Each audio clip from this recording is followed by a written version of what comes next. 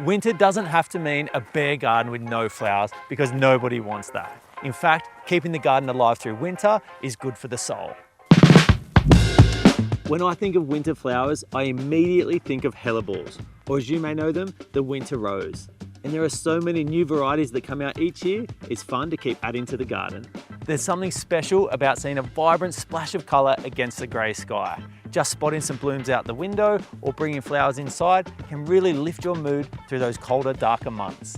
If you want colour through winter, the secret is simple. Plant the right thing at the right time. And trust me, there are plenty of plants to choose from that absolutely love the cold.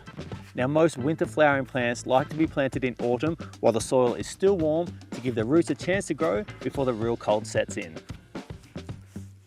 I love pansies and violas. They're as tough as nails, they're packed full of colour, they'll flower right through winter, and they'll bounce back perfectly after a hard frost. For fragrance, you can't go past Daphne. All you have to do is plant it in a sheltered spot and not over water, and then your garden will be filled with one of my all-time favourite scents and beautiful little pink and white flowers.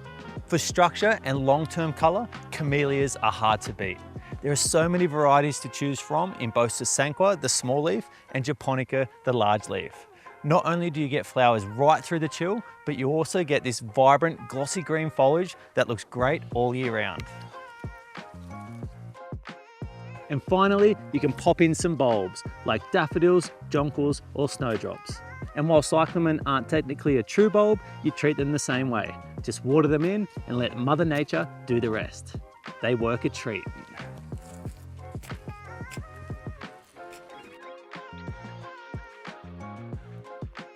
There really is no excuse for a bare garden this winter, and hopefully some of these suggestions have helped you get inspired. If you're after any other ideas or have specific questions, just drop them in the comment box below and I'll get back to you as soon as I can. Happy gardening.